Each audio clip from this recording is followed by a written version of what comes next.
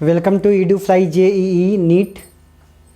तो आज अपन जो है फ्रिक्शन का रिवीजन कर रहे हैं, फ्रिक्शन की स्टडी कर रहे हैं। आपने थियरी पढ़ लिया है, नीट के प्रॉब्लम सॉल्व कर लिए हैं। आज जेई के प्रॉब्लम सॉल्व करेंगे।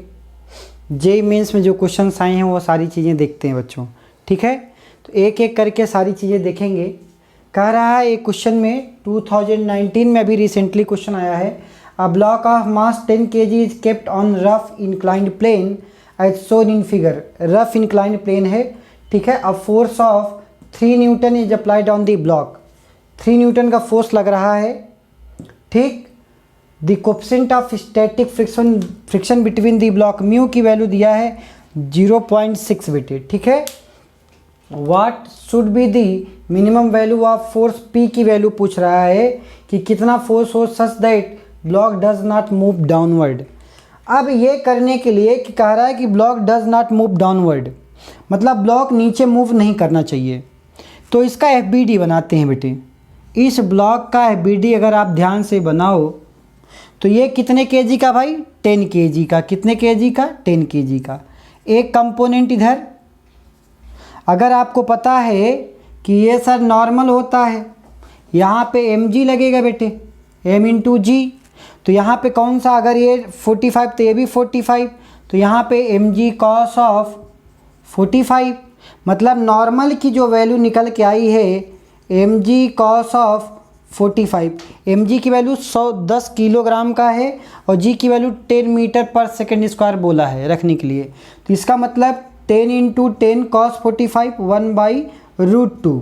तो ये वैल्यू कितनी आ गई, 100/√2। 100/√2 ये आपके पास क्या आ गया, ये आपके पास आ गया नॉर्मल 100/√2। अब इसका सर एक कंपोनेंट ये भी होगा mg साइन ऑफ 45। तो mg की वैल्यू 100 साइन 45 1/√2। ऐसा कर सकते हो कि √2 से ऊपर नीचे मल्टीप्लाई कर सकते हो, तो आप एक उसका बेनिफिट होगा। तो आपके पास आंसर क्या हो गया, 2 हो जाएगा, मतलब 50√2 हो गया बेटी। ये भी वैसे √2 से ऊपर नीचे मल्टीप्लाई कर दोगे तो 50√2 हो जाएगा। अब क्या कह रहा है कंडीशन, इस पे और कौन सा एक फोर्स लगा है साहब, 3 न्यूटन का एक फोर्स लगा है। यहाँ पे पीछे क्या क्या लगेगा, एक फोर्स P लगेगा। अब कह रहा है डज नॉट मूव डाउनवर्ड। जाहिर सी बात, अगर ये फोर्स लगेगा तो ब्लॉक नीचे मूव करना चाहेगा, लेकिन तब करना चाहेगा जब ये भी 45, ये भी, इसका फ्रिक्शन जो पीछे लग रहा है, फ्रिक्शन की वैल्यू म्यू इंटू एन है बेटे। तो कितना, म्यू इंटू एन की वैल्यू आपने यहाँ पर लिखा है 50/√2। 50 इंटू √2। तो ये आपके पास क्या आ गया, म्यू की वैल्यू दिया है, म्यू एस दिया है।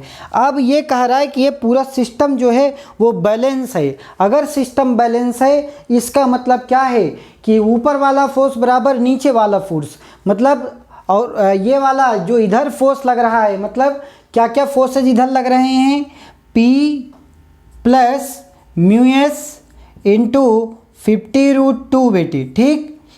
ऑलराइट, ये बराबर किधर, ऊपर वाला फोर्स बराबर इधर वाला फोर्स। तो इधर वाला क्या है, एक तो 3 न्यूटन है, दूसरा कितना है 50√2 है बेटी। अब म्यू एस की वैल्यू रख दो, हमें P चाहिए था। तो P की वैल्यू क्या आ गई, P plus 0.6 limiting friction, maximum limiting friction. यहाँ पे ये दिया स्टैटिक फ्रिक्शन 0.6, कितना 0.6 इंटू 50√2, ठीक है। ये बराबर 3 प्लस 50√2। अब ये आपके पास वैल्यू कितना आ गई, P प्लस यहाँ पे 5, मतलब 30√2 बेटे। 30√2 प्लस 3 प्लस 50√2। यहाँ से P की वैल्यू अगर आप निकालो 50√2 माइनस 30√2 प्लस 3, तो अगर आप इसकी वैल्यू निकालोगे 31.28 लगभग आएगी, 31.28 न्यूटन के आसपास आएगी, जो कि ऑलमोस्ट लगभग बराबर है 32 के। तो which option is correct, 32 Newton. ये जो है ये P की वैल्यू होगी। उस केस में क्या होगा, ब्लॉक नीचे स्लाइड डाउन नहीं करेगा। तो this was the problem which asked in 2019 JEE mains problem, ठीक है। ऑलराइट, और भी क्वेश्चन देखते हैं बेटे। कह रहा है a block kept on a rough inclined plane as shown in figure remains at rest up to the maximum force 2 newton. कितना न्यूटन? 2 न्यूटन तक मैक्सिमम फोर्स। अभी मान लो ये नहीं लगा है, ये जो ब्लॉक अगर इसका मास m है बेटे, अगर इसका मास m है तो ये जो है मैक्सिमम 2 न्यूटन तक रेस्ट में रहता है। इसका मतलब क्या क्या चीज़ें हैं? अगर कोएफिशिएंट ऑफ फ्रिक्शन म्यू है, म्यू नॉट इक्वल टू 0, तो आपके पास अगर कोएफिशिएंट ऑफ, ये तो नॉर्मल होगा सर, अगर इसका FBD बनाओ, इस ब्लॉक का FBD बनाओ बेटे, तो यहाँ पे कौन सा, एक तो 2 न्यूटन का फोर्स लग रहा है। अब इसका जो वेट लग रहा है mg, इसके दो कंपोनेंट कौन कौन सा, एक तो sir mg cos of theta, और ये वाला इधर वाला component sir mg sine of theta. अब ये 2 न्यूटन तक तो रेस्ट में रहता है, इसको रोक के कौन रखा है भाई? अगर सर ये 2 न्यूटन तक रेस्ट पे रहता है तो कोई तो रोक के रखा होगा। वो रोक के कौन रखा है? फ्रिक्शन फोर्स रखा है। तो यहाँ पे अभी फ्रिक्शन फोर्स क्या है? Mu into N sir. तो इसका मतलब सर ये जो फ्रिक्शन फोर्स है ये इधर लग रहा है कितना? Mu into N. ध्यान से सभी बच्चे समझें, तो आपको क्या मिल गया कि सर 2 न्यूटन तो आगे है इधर वाला फोर्स, और क्या है sir m into g sine of 30। ठीक, अब उधर कितना फोर्स लग रहा है sir? Mu into N. N की वैल्यू क्या है भाई? एन बराबर क्या है? mg cos 30। तो यहाँ आप लिखेंगे mg थीटा के जगह पे यहाँ पे वैल्यू कितना है? 30 है बेटी। तो यहाँ पे साइन 30, तो 2 प्लस mg साइन 30 बराबर mg cos ऑफ 30 बेटी। ये इक्वेशन 1 हो गया। या ऐसे भी इसको लिख सकते हो सर, इसको ऐसे भी यहाँ पे लिख दो, क्या क्या लिख सकते हो? m into g sine of 30 equal to mu into m g cos of 30 minus 2। ये इक्वेशन नंबर 1 हो गया।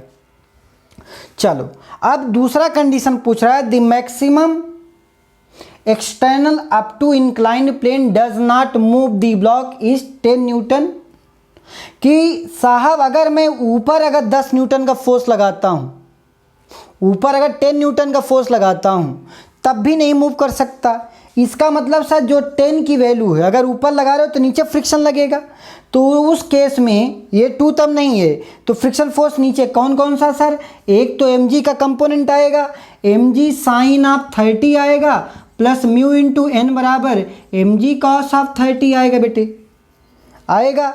अब यहाँ पे mg साइन 30 की वैल्यू आप देखो, इस इक्वेशन में आपको दिखा है mg साइन 30 बराबर, तो यहाँ पे mu into mg cos of 30, ठीक, माइनस 2, फिर ये क्या लिखा है? Plus mu into mg cos of 30 बेटी।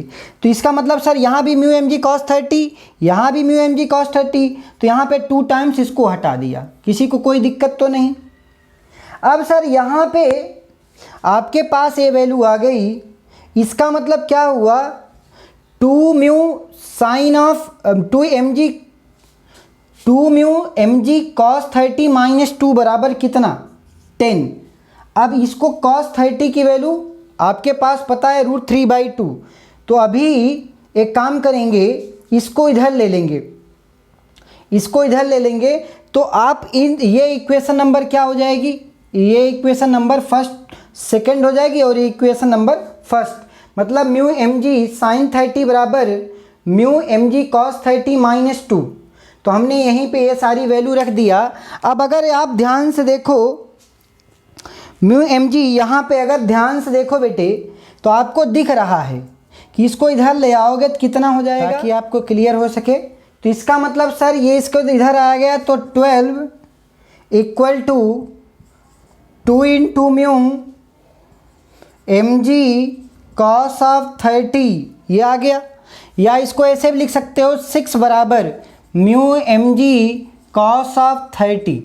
इसको इक्वेशन नंबर 3 बना लो, ठीक। अब अगर ध्यान से आप देखें, ये इक्वेशन नंबर फर्स्ट था, mg sine 30 plus mu mg cos 30 minus 2, ये इक्वेशन नंबर, मतलब म्यू mg कॉस 30 की वैल्यू। तो यहाँ पे ये 3rd इक्वेशन हो गई। हमें क्या चाहिए था? हमें चाहिए था म्यू चाहिए, क्या चाहिए? म्यू चाहिए। तो यहाँ पे क्या करेंगे? कॉस 30 की वैल्यू रखेंगे, कॉस साइन 30 की वैल्यू रखेंगे तो mg साइन 30 1/2। तो आप यहाँ से एक इक्वेशन मिल जाएगी क्या, mg from equation 1, from equation 1 से देखो क्या मिल रहा है, mg साइन 30 लिखा है तो mg साइन 30 बराबर 1/2। तो यहाँ पे आपके पास क्या मिल गया, तो 2 से multiply 2 mu mg cos of 30 बेटे -4। अब अगर आप ध्यान से देखो इसको सॉल्व कर सकते हो, इसको आप सॉल्व कर सकते हो। तो यहाँ पे 1/2 है, इधर मल्टीप्लाई अभी नहीं करेंगे, ये ऐसे इक्वेशन है। अब एक काम करो, इसको इधर ले आओ, 2 plus mg/2 equal to mu mg cos of 30। अब आपको म्यू mg कॉस 30 की वैल्यू 6 पता है, इसकी पूरी वैल्यू 6 पता है, तो इधर ले जाओगे तो 4 हो जाएगा, मतलब mg/2 साइन 30 mg, ये 1/2 रख दिया है तो ये वैल्यू कितना आ गई, mg/2 बराबर, यहाँ पे 6 है, यहाँ से इक्वेशन 3 से म्यू mg कॉस 30 की वैल्यू क्या है, 6 है, तो ये पूरी वैल्यू क्या रख सकते हो, 6 - 2 मतलब कितना हो जाएगा, 4। तो ये इक्वेशन नंबर 4 बना लो। तो बच्चों यहाँ से आपने इक्वेशन क्या मिला, यहाँ से देखो ध्यान से, तो यहाँ पे ये इक्वेशन क्या मिल गया, mg/2 इक्वल टू 4, ये इक्वेशन नंबर 4 है बेटे। और थर्ड इक्वेशन अगर आप ध्यान से देखो, थर्ड इक्वेशन क्या है, 6 इक्वल टू क्या है, म्यू mg कॉस 30, तो √3/2 लिख सकते हो। तो दोनों डिवाइड कर दो, ये डिवाइड कर दो, तो ये देखो डिवाइड करोगे तो 2/3 इधर हो जाएगा, 2 से डिवाइड करोगे 2/3 इधर हो गया। सर ये 2 से डिवाइड चला गया, mg चला गया, तो ये वैल्यू क्या आई, 1/μ√3 बचा। तो म्यू की जो वैल्यू आई, म्यू की वैल्यू क्या आ गई, यहाँ से √3/2 कैलकुलेट हो जाएगा। तो वैल्यू क्या है, √3/2। Which option is correct, √3/2 is the correct option. ठीक है, तो आपको इस तरीके से जो बेसिक कॉन्सेप्ट है उसी को यूज करते हुए 2 इक्वेशन बनाना था और दोनों को सॉल्व कर लेना था बेटे। ठीक है, ऑल राइट। देखते हैं बच्चों एक question, a block of mass m is placed on a surface with vertical cross section is given by y equal to x³/6। एक इक्वेशन दिया है, if the coefficient of friction is 0.5, जिस भी सरफेस पर रखा गया है उसका कोफिशिएंट ऑफ फ्रिक्शन 0.5 दिया है। The maximum height above the ground at which the block can be placed without slipping is.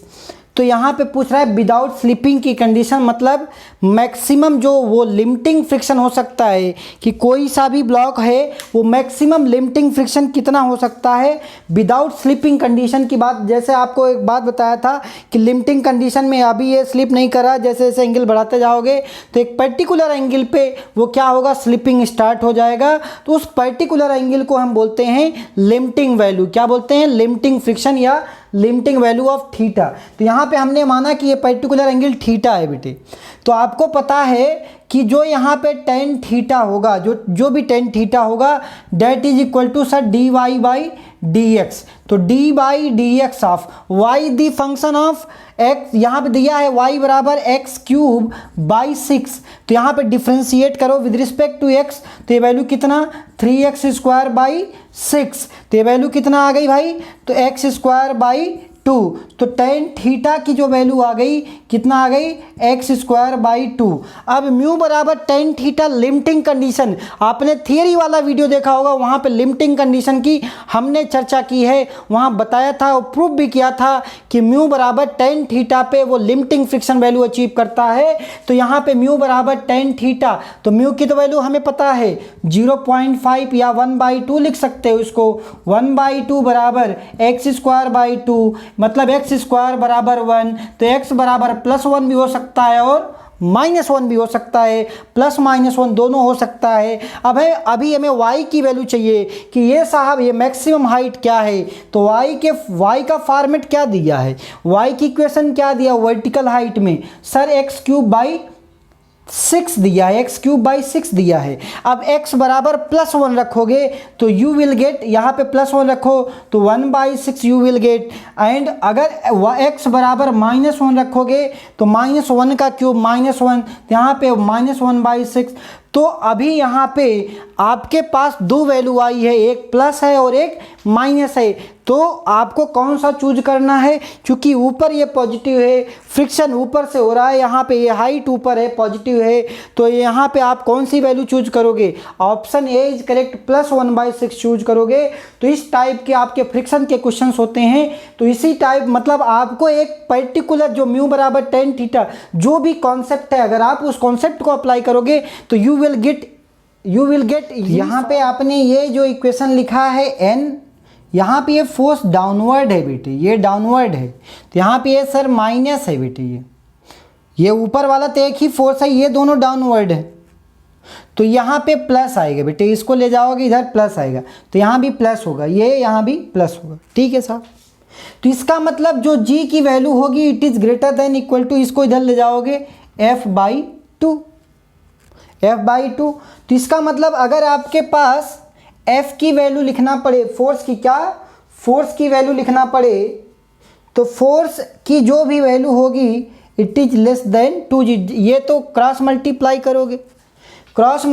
करोगे तो आपके पास क्या आ जाएगा, f की जो वैल्यू होगी वो लेस देन 2g से कम होनी चाहिए, या 2g की वैल्यू 2 इंटू g की value greater than equal to f होनी चाहिए। तो अब आपको सब कुछ पता है, f is less than 2 into g की वैल्यू क्या दिया है, 10 लेने के लिए बोला है। मतलब जो f की जो मैक्सिमम वैल्यू हो सकती है वो 20 हो सकती है। तो ऑप्शन कौन सा करेक्ट है, 20 is the correct answer. All right, easily solve those questions. ठीक है, ऑल राइट। यहाँ पे दिया है एक जेई का क्वेश्चन आया है, a block of mass 2 kg rest on the rough incline plane making an angle of 30 degree. तो ध्यान से सभी बच्चे देखें कैसे क्वेश्चन को लगाते हैं। यहाँ पे क्या है, 30 डिग्री बना रहा है, रफ इंक्लाइन प्लेन है, मास m है 2 kg का। कितना kg का है भाई, 2 kg का। m की वैल्यू दिया है 2 kg। ठीक, 30 degree with horizontal, the coefficient of static friction between block and plane is 0.7। मतलब म्यू एस दिया है 0.7। कह रहा है the friction force on the block is, friction force क्या लगेगा ब्लॉक पे। तो ये तो मैक्सिमम स्टैटिक मतलब कोएफिशिएंट ऑफ स्टैटिक फ्रिक्शन है। पहले तो हम इसका एबीडी बनाते हैं कि सर यहाँ पे तो एम जी लगेगा, यहाँ पे अगर ये थीटा है तो ये भी थीटा होगा सर, ये एम जी कॉस ऑफ 30 होगा बेटे, ये वाला क्या होगा एम जी साइन ऑफ 30। अब ये जो फोर्स लगेगा, अब इसको अपोज करने वाला फोर्स म्यू इंटू एन होता है, म्यू इंटू एन। अब अगर ये स्टैटिक में है, पूछा the friction force of the block is, तो अगर ये दोनों बराबर है मैक्सिमम लिमिटिंग फ्रिक्शन तक हो सकता है। मतलब सर म्यू इंटू एन की जो वैल्यू है वो एम जी साइन थीटा के बराबर हो सकती है।